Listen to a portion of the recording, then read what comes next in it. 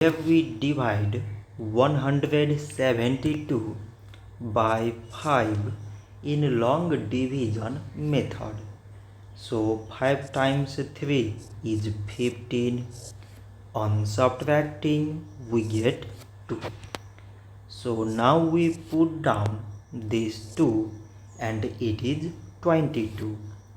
5 times 4 is 20. On subtracting we get 2. So now there is no other number to put it down. So we take here decimal, so that we put 0. So it is 20 and 5 times 4 is 20.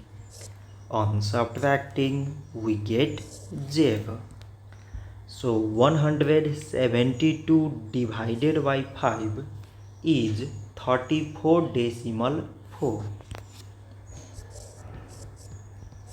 So this much for today and thanks for watching.